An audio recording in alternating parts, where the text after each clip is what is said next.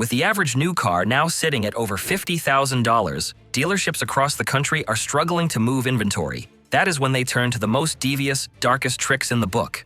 Today, I'm revealing what dealerships do with unsold cars. One of them is so reprehensible that dealers risk losing their license. Later, I'll explain how to score a brand new car for pennies on the dollar.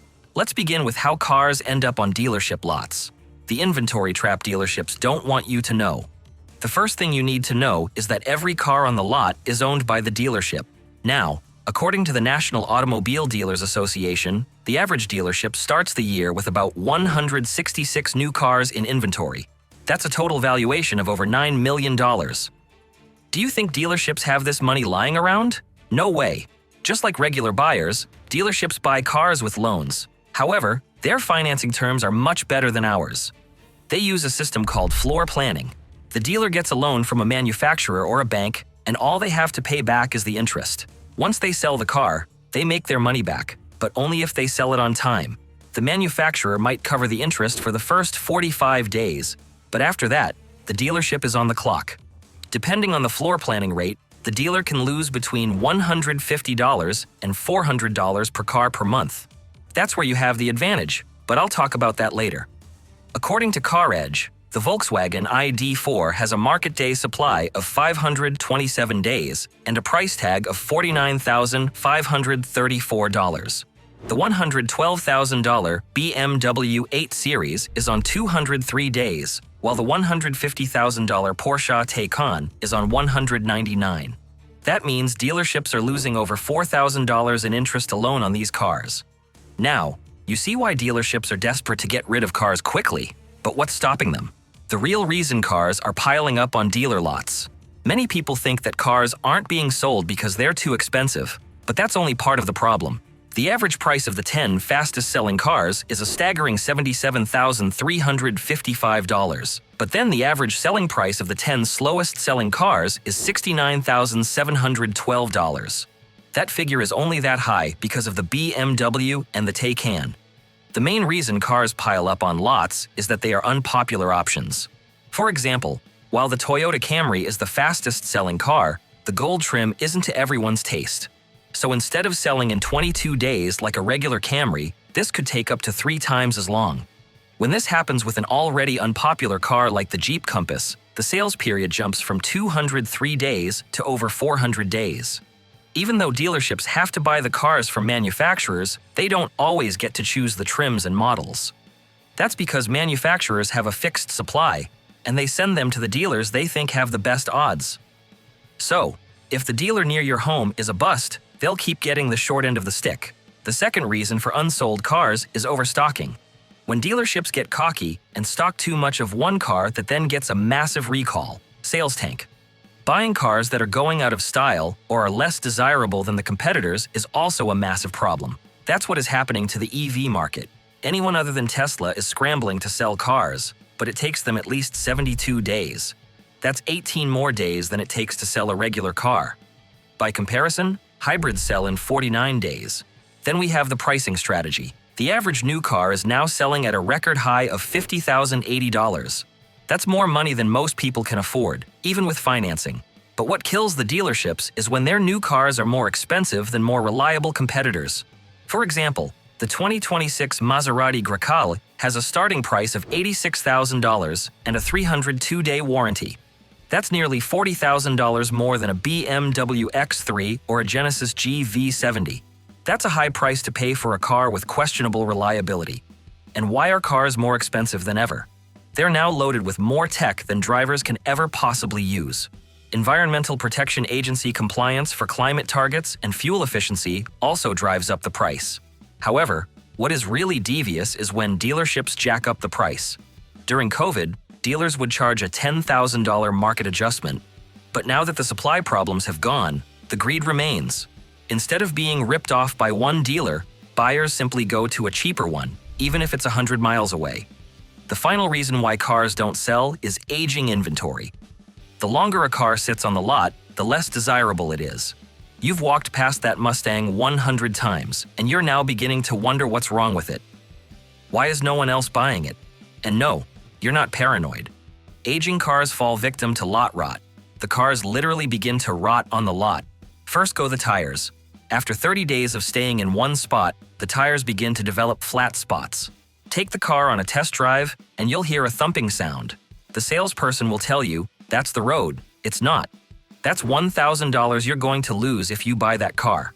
Then you've got the brakes. After months of humidity, rust begins to eat the cast iron rotors. Cars along the coast will also develop rust on the bottom. What is even more disturbing is what happens to fluids and seals. When fluids don't circulate, seals get dry and crack. That is why, 5,000 miles into a new car, it starts leaking like a sieve. Finally, we've got rodent damage. Most modern cars use soy-based insulation for their wiring. That's a buffet for field mice and squirrels. They'll chew through the wiring of your $60,000 Mercedes and leave you with $10,000 in repairs. Of course, dealers don't care about all of that. What they care about is making their money back. Before I reveal their secrets, hit the subscribe button. We reveal industry secrets and cheat codes that save you thousands on purchases and maintenance. All set? Time for the dark truth. How dealerships clear unsold cars. Step 1. Retail incentives. Once a car has spent 45 days on the lot, dealerships go into panic mode. They will do anything to sell the car, even if it means making a loss. The first step is to offer cash rebates. This can be done independently at the dealer or in collaboration with the manufacturer. They will knock off a few $1,000s to sweeten the deal. The most aggressive rebates are what Toyota offers for its hydrogen fuel cell car, the Mirai. Toyota is offering a $35,000 rebate on a $52,000 car, but they're still not getting sold. Ouch. The next step is to improve the financing terms. They might offer low or zero-interest financial plans. Volkswagen dealerships are doing this with the ID.4, offering the EV for just $129 a month. That makes it the cheapest EV on the market, and yet, it's still the slowest-selling car in the country. The third option is service bundles. Dealerships will throw in extended warranties, complimentary maintenance for a couple of years, free accessories, and other benefits. After a certain point, it becomes cheaper to sell a car at a loss than to keep it on the lot. But as long as they can finance the car, the dealer will make a profit. The only way they lose on this is if they slash the price, the buyer pays cash, and they reject the bundle. If that fails, dealerships will try something that's borderline illegal. Step 2. Sales punching. For the past 7 years, BMW has been the best-selling luxury car brand in the US. Journalists started wondering how a brand with questionable reliability could outsell Mercedes-Benz and Lexus. And the answer is sales punching. This is when a dealership buys its own inventory. These cars are then converted into loaner cars for when your vehicle needs to be serviced. They can also be used as executive demos, where staff drive the car as a perk, but don't own it. Now, here is the dirty little secret. Car makers pay dealerships for punching. The dealership gets a bonus of roughly $2,000 for this type of sale. After all, more sales make the manufacturer seem more successful to investors. But the downside of punching is that the car can no longer be sold as new. The warranty also starts to tick. Still, at least the interest on the floor plan has been canceled. After they have used the car for 3,000 to 5,000 miles, the dealership sells it as a certified pre-owned vehicle. So, the dealership loses a little bit on the sale, but they already got a bonus from the car maker. Besides that, certified pre-owned vehicles often sell at a higher profit than new cars. And if you thought you were getting a good deal, pay attention. According to NADA, the average interest rate on financing is 6.8% for new cars and 11.54% for used cars. So a new car worth $50,000 could sell for $6,000 less as a certified pre-owned. That $44,000 certified pre-owned doesn't seem expensive, but you're paying $58,000 over 5 years. Of course, dealers can't afford to punch every unsold car, so they team up. Step 3. Trading inventory. Dealerships under the same umbrella or representing the same automaker often turn to each other for help. After 200 days on a lot in Florida, a dealer might send their Dodge Charger to a store in New York. These aren't outright purchases, so the receiving dealer also has to send a car that they're struggling to sell. The two dealerships agree on the terms of the trade, then arrange for transportation. Think of it like how professional sports players get traded. But usually, money doesn't need to exchange hands. However, the initiating dealer will cover the transportation and shipping costs. Again, While this trade will cost the dealer a few $1,000s, they'll get it back from financing. You see, even though selling new cars is their highest ticket item, that's not where the money is. Only 26% of dealership profit comes from selling new cars. Roughly 50% comes from the service and parts department, and the rest from financing and insurance. That's things like extended warranties, gap insurance, and maintenance plans.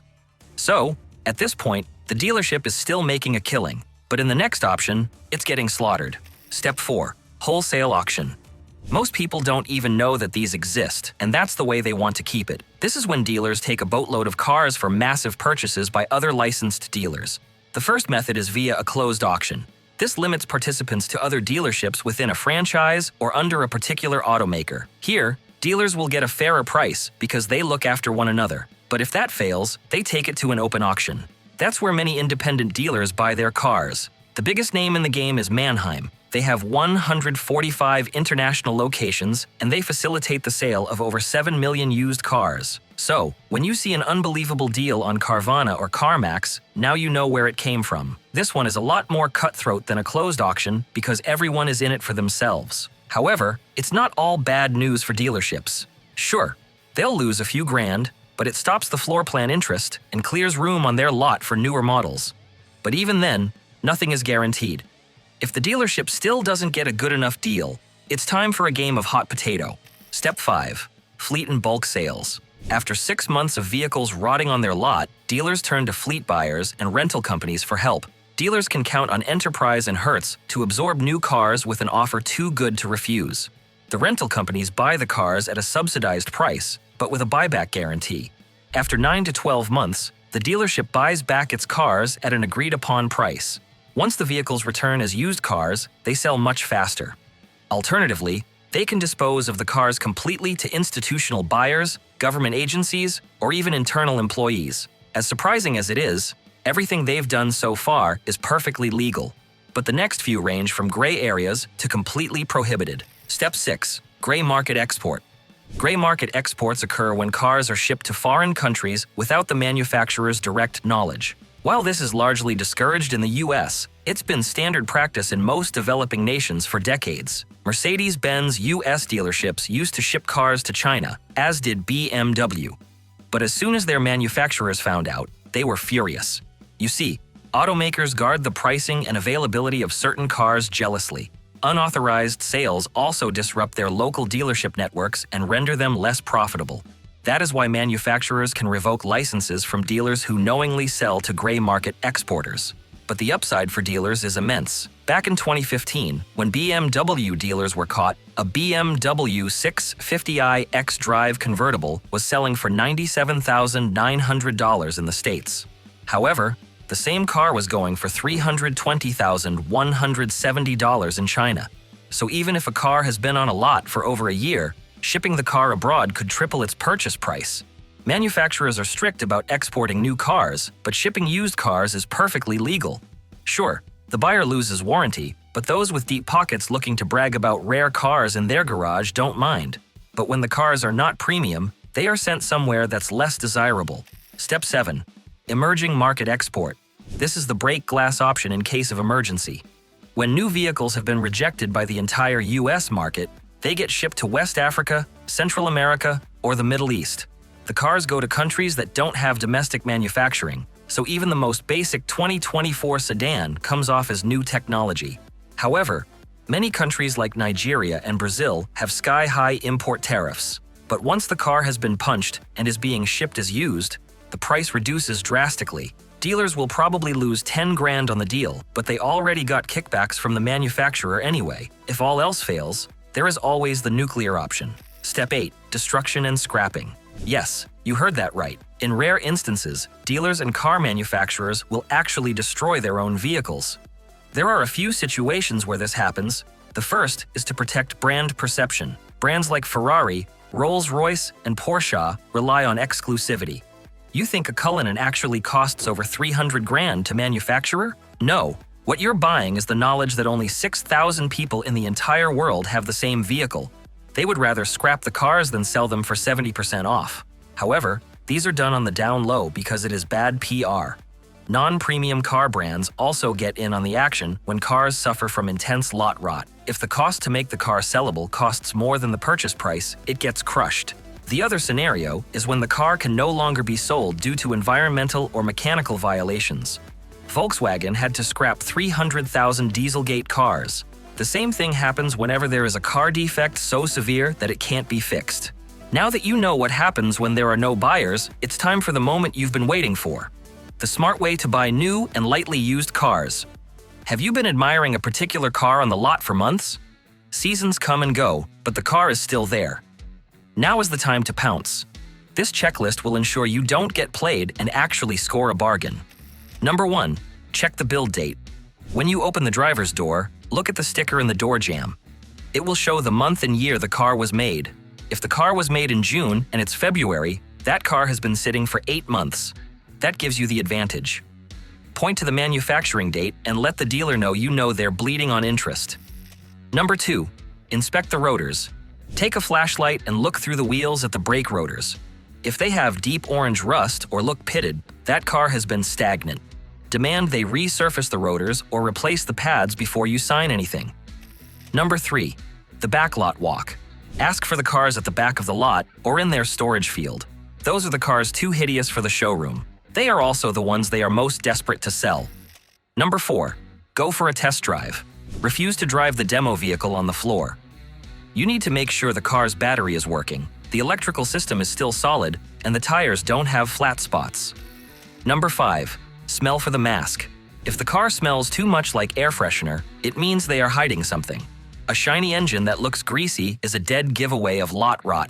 Armed with this information, you can either squeeze them on the aging new car or go for a certified pre-owned. But here is my final warning. If a car has been sitting for over a year, there's a good reason no one wants it. If you're looking for a 2025 SUV, make sure you avoid the ones in our next video.